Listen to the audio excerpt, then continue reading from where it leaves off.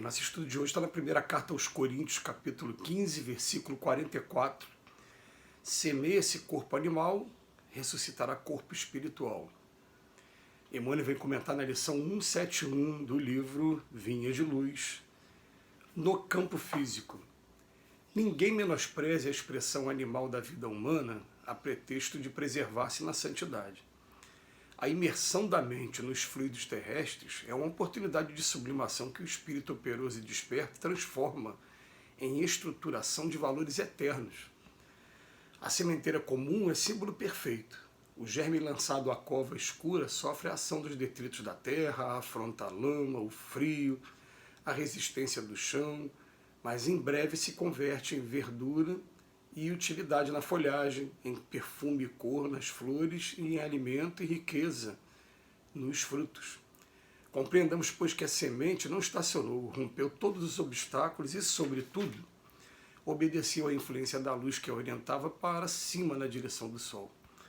A cova do corpo é também preciosa para a lavoura espiritual quando nos submetemos à lei que nos induz para o alto. Toda criatura provisoriamente algemada à matéria pode aproveitar o tempo na criação de espiritualidade divina. O apóstolo, todavia, é muito claro quando emprega o termo semeia-se, que nada planta quem não trabalha, quem nada planta, quem não trabalha na elevação da própria vida, coagula a atividade mental e rola no tempo a maneira de seixo que avança quase inalterável a golpes inesperados de natureza.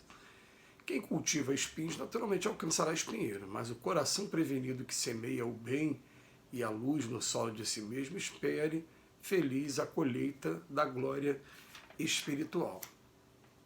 Na primeira carta aos Coríntios, Paulo fala do corpo espiritual, que a doutrina espírita vem estudar como corpo, como perispírito, em primeiro lugar. Hoje até tem alguns teóricos que vêm classificar o perispírito, vem trazer várias camadas que existem nele. Nós não vamos entrar nesse detalhe nesse momento. Nós vamos dizer apenas que nós temos esse corpo aqui, mas esse corpo não pertence a gente, esse corpo está sendo dado por empréstimo pela providência divina, e em breve nós vamos devolver esse corpo, que a gente sabe qual vai ser o final dele. Vai ser depositado dentro de um caixão de madeira, vai voltar para a matéria, vai se desintegrar, e, enfim. E o que nós somos de verdade, espírito, esse espírito também tem um corpo. E que, na verdade, esse corpo, num primeiro momento, dizem os espíritos para a gente, que ele vai ser reflexo pálido do que é esse aqui. Num primeiro momento, enquanto eu não busquei ainda minha lucidez espiritual, enquanto eu não me desapeguei de tudo que eu vivi aqui na matéria. Mas quando eu consigo me reencontrar enquanto espírito, aí eu começo a desapegar um pouco dessa forma, e começa a lembrar até outras formas em outras experiências, mas o fato é que nós temos sim um corpo espiritual. E que esse corpo espiritual, ele na verdade ele está subordinado também a tudo o que eu fiz ao meu corpo físico. Então, esse corpo espiritual, ele preexiste e sobrevive. Poderia nem existir matéria. Nós somos espíritos imortais, mas a matéria foi criada por Deus para proporcionar a evolução para o espírito. Então, quando a gente vê uma lição como essa, o que o Paulo fala? Semeia esse corpo animal, ressuscitará corpo espiritual. Quando ele está falando de ressuscitar, o que ele está falando? Ele está falando depois da morte do corpo físico. Você aparece com o corpo espiritual. E vem dizendo o Emmanuel para a gente, ninguém menospreze a expressão animal da vida humana a pretexto de preservar-se na santidade. Nada, a gente vai aprender com essa vida quando a gente começar a viver. E tem uma historinha que é interessante, né? Fazendo esses estudos do Emmanuel, eu não me lembro de nenhuma vez ter contado essa história, e essa história foi contada uma vez por Divaldo em uma das suas palestras, ele falando que tinham dois irmãos e que um resolveu ser monge e ficou 20 anos morando no Himalaia, buscando aquele controle da mente, fazendo a meditação, enfim, morando com os ascetas, praticando todos aqueles costumes dos ascetas. E tem um determinado momento que ele resolve visitar o irmão, lá embaixo onde o irmão morava. E ele pega uma pedra de gelo das regiões mais altas da montanha para mostrar a conquista que ele adquiriu com o tempo. Ele quer levar aquela pedra até o irmão, atravessando sol quente, atravessando o calor do deserto, até chegar onde o irmão se encontrava. E realmente a gente sabe hoje que isso é possível, né? Tem pessoas que conseguem ter essa capacidade de manter a temperatura de um determinado objeto. Ele conseguiu levar aquela pedra de gelo, e quando ele chega até o irmão, que ele reconhece o irmão, ao lado do irmão ele vê uma mulher com uma roupa sensual.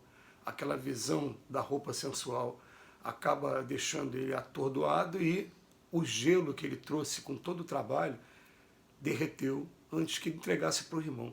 E aquilo mostrou o seguinte, que não adianta, gente, através da vida humana, do contato social, é que a gente vai evoluir. Então a gente vem com esse corpo físico e ele vem falar aqui para a gente, você vai ficar o tempo todo só buscando santidade, vai deixar de utilizar o teu corpo físico para estabelecer o contato com as outras criaturas, para aprender, para ensinar. O objetivo acaba não sendo esse, não é esse.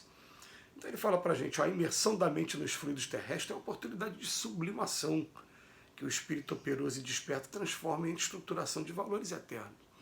A gente precisa de momentos de recolhimento, momentos de meditação, precisa. Mas a gente precisa do contato social para poder estar desenvolvendo o objetivo máximo das encarnações aqui na Terra, que é o aprendizado do amor.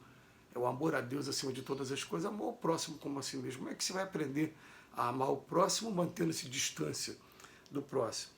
Então ele bota aqui para a gente, a sementeira comum é um símbolo perfeito. Ele vem falar primeiro do germe lançado à cova escura, como se fosse o espírito lançado ao corpo, porque esse assunto é longo, não dá para a gente falar no breve tempo que a gente desenvolve esse estudo, mas só vamos aqui fazer um resumo, né? Eles dizem para a gente que a vida como espírito, ela tem bem menos limitações do que o que a gente tem aqui hoje. Então imagina o seguinte, imagina que eu me locomova com a velocidade do meu pensamento, que eu me comunique com a velocidade do meu pensamento. Eu não preciso de nenhum desses meios de comunicação que a gente tem hoje, internet, redes sociais, telefone, nada disso. Pensei na pessoa e me comunico com a pessoa.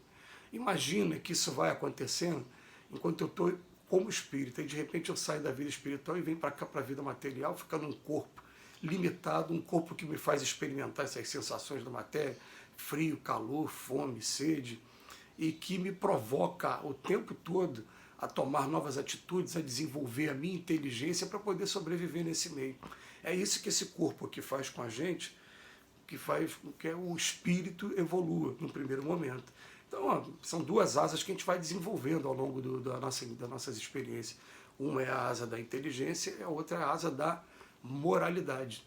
No primeiro momento, a asa da inteligência, porque eu tenho que saciar a minha fome, eu tenho que buscar o alimento, mesmo que seja em detrimento dos outros, em prejuízo dos outros, com violência, com morte, mas eu tenho que saciar naquele primeiro momento. Depois, com o tempo, eu descubro o sofrimento, não quero mais sofrer, e aí o que é que eu faço? Eu começo a buscar a moralidade. Aí sim, começo a entrar em sintonia com a espiritualidade, começo a saber o que eu devo fazer e o que eu não devo fazer daqui para frente. Então a vida na matéria, ela acaba sendo dessa maneira, né? Então jogam a semente aqui para a gente. A semente precisa passar, como ele falou aqui, pelos detritos da terra, lama, frio, resistência do chão, tudo o que eu falei, até que ela dê as flores e dê os frutos. É a mesma coisa acontece com a gente.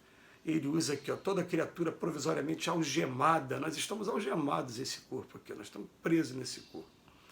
E a gente sabe que a tentativa de fuga ou até o êxito de fuga através das portas do suicídio traz muito sofrimento para os espíritos.